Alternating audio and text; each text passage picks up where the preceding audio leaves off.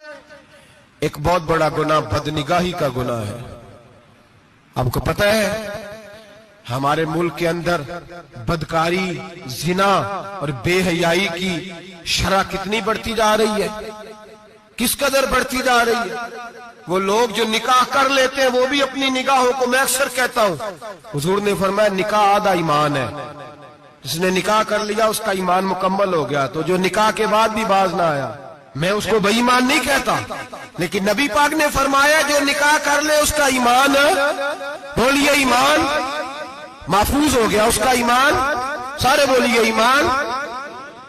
اور جو پھر بھی باز نہ آئے، حضور کہہ رہے ایمان مکمل ہو گیا. اور جو نہ باز آیا کیا فتویٰ دیا جائے حدیث کی روشنی میں؟ میرے نبی پاک کی بارگاہ میں عورتیں آئیں توبہ کرنے، بیعت کرنے، مسلمان ہونے.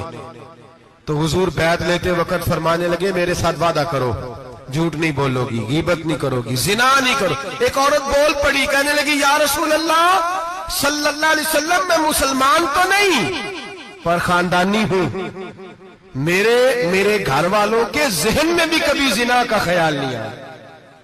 ہم تو اسے خاندانوں کے وقار کے خلاف سمجھتے ہیں. روز بری نظر سے کسی کو دیکھنا اور کسی کے بارے میں غلط باتیں، ناراض نہ ہونا. بہت سارے بوڑھے بھی لذت لے لے کے جرم بیان کرتے ہیں، گناہ بیان کرتے ہیں، غلط باتیں کرتے ہیں، کسی عورت کے بارے میں تبصرہ کرتے ہیں. کیا سمجھتے ہیں مرد اور عورت معاذ اللہ تعالیٰ ایک کمرے میں جا کے بدکاری کرے تو وہی زنا ہے؟ میری طرف دیکھیے اور جھانک کر کے سنیے کیا عرض کر رہا ہوں. ادھر دیکھیں میری طرف. نبی پاک صلی اللہ علیہ وسلم نے فرمایا زنا زبان کا بھی ہوتا ہے، زنا کان کا بھی ہوتا ہے، زنا آنکھ کا بھی ہوتا ہے. حضور کس طرح؟ فرمایا جس نے گند دیکھا اس نے آنکھ کا زنا کیا، جس نے لذت لے کے سنا چپ نہیں کرایا، پوری بات سنی، وہ بھی زانی ہے. اور جس نے گندی بات بولی وہ منہ کا زانی ہے، جس نے گند سوچا وہ دماغ کا زانی ہے. اور زانی کو سب سے پہلی سزا اللہ یہ دیتا ہے کہ سجدے کی لذت چھین لیتا ہے، عبادت کا سرور چھین لیتا ہے، اس کا نماز میں دل نہیں لگتا. قرآن میں سب سے پہلی سزا اسے اللہ اپنے دروازے سے دور کر دیتا ہے. بھائیو آج ہمارے سجدے بے کیف ہیں، آج لوگ غلط جگہ پہ گھنٹوں بیٹھے رہتے ہیں. مسجدوں میں لوگوں کے دلوں کو گھبراہٹ ہوتی ہے، لوگ بھاگتے ہیں. میرے نبی پاک نے فرمایا تو نظر کو پاک کر لے، اللہ تیری عبادت میں لذت پیدا فرما دے گا. میرے بھائی یاد رکھ لیں اور سن لیں، سب سے کمزور آدمی وہ ہے جس کا ذہن پاک نہیں. سب سے کمزور آدمی وہ ہے جو کردار کا غلط ہے. ایک بات میں نے پڑھی، اب یقین کریں میرا دل کرے کہ میں آگ لگا دوں اس عنوان کو جس پہ گندگی لکھی جاتی ہے، ان اخباروں کو، ان چیزوں کو جس پہ گند لوگوں کے دلوں میں. وہ انڈیا کی ایک وزیر اعظم عورت گزری تو کسی نے اس سے کہا کہ پاکستان نے تو تمہیں شکست دی ہے، تم جیت نہیں سکے بڑا ملک ہو کے. کہنے لگی کوئی بات نہیں، تھوڑا وقت ٹھہر جاؤ، ہم ان پر تہذیبی جلگار کریں گے، ان کے گھروں میں ننگا ناچ کریں گے، یہ گندی تصویریں دیکھیں گے، یہ گند میں الجھ جائیں گے. اور جو قوم گند میں الجھ جایا کرتی ہے وہ پھر کسی سے لڑنے کی طاقت نہیں رکھتی، اس کے اندر ڈٹ جانے کی ہمت نہیں ہوتی، اس کی غیرت کے جنازے نکل جاتے.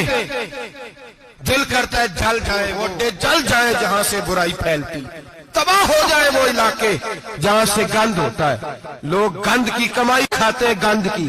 ایکٹروں کے ساتھ کھڑے ہو کے فوٹویں کھچاتے ہیں اور گناہ پہ فخر کرتے ہیں. اور گندے لوگ کہتے ہیں اللہ کا فضل ہے ہم گند پھیلا رہے ہیں، ثم معاذ اللہ. لوگ گناہ پہ فخر کرتے ہیں چوکوں چوراہوں میں.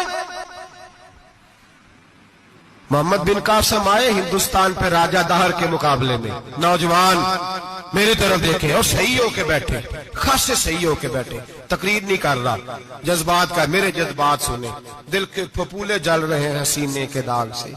اللہ کی قسم روح کی گہرائی سے بات کر رہا ہوں، وہ بات کر رہا ہوں جو سینہ کہہ رہا ہے کہ پھٹ جائے اور کہنا نہ پڑے.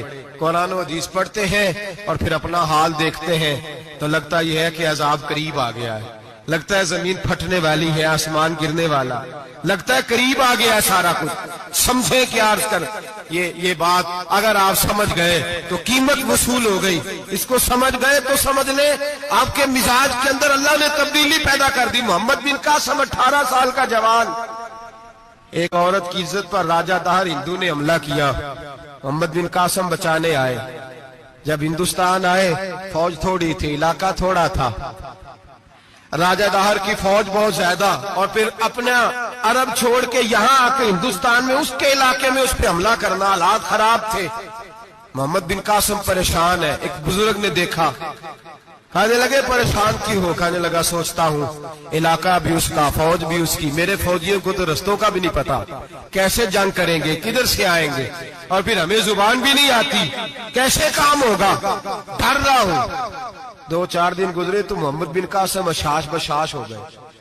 اور بزرگ کہنے لگے خیر ہے، بڑے مطمئن ہو گئے ہو؟ کہنے لگے بس راجہ دہر ہم سے مقابلہ نہیں کر سکتا، راجہ دہر ہمارے مقابلے میں کھڑا نہیں ہو سکتا، وہ گرا کے گرا، وہ لڑکھڑایا کے لڑکھڑایا، ریزہ ریزہ ہو جائے گا۔ آپ کو کیسے خوشخبری مل گئی؟ کہنے لگے مجھے پتا چلا ہے کہ راجہ دہر ذہن کا گندا ہے، وہ تو چچا کی بیٹی کو نہیں چھوڑتا، ماموں کی بیٹی کو نہیں چھوڑتا، خالہ کی بیٹی کو گندی نظر سے دیکھتا ہے۔ جس کا ذہن گندا ہوتا ہے وہ کسی کا مقابلہ نہیں کر سکتا، ہمیں فتح ہوگی، فتح، وہ گرے گا۔ وہ بزرگ کہتے ہیں میں سمجھ گیا کہ واقعی سے فتح ہوگی۔ آج کشمیر کیوں آزاد نہیں ہو رہا، فلسطین میں آگ کیوں لگی ہوئی ہے؟ مسلمان جب تک ذہن کا گندا ہے کمزور ہے، جب تک ذہن کا ناپاک ہے کمزور ہے۔ حضرت سعد بن ابی وقاص رضی اللہ تعالیٰ عنہ فرمایا کرتے تھے اللہ مسلمان کی مدد اتنی دیر تک کرتا رہتا ہے جتنی دیر تک مسلمان کا ذہن صاف رہتا ہے، کردار پاک رہتا ہے۔ آگ اس لیے معاشرے میں لگی ہے، نوجوانوں تم کہتے ہو کامیابیاں نہیں ملتی، اسے کیسے کامیابی مل سکتی ہے جس کا ذہن ہی صاف نہیں؟ وہ کیسے دنیا کی بازی جیت سکتا ہے جس کی نگاہ ہی پاک نہیں؟ وہ کیسے آگے بڑھ سکتا ہے جس کے کردار میں پاکیزگی نہیں؟ اپنے آپ کو پاک کر لو، اللہ ہر مشکل میں تمہاری مدد فرمائے گا، ہر رستے میں تمہاری مدد فرمائے گا۔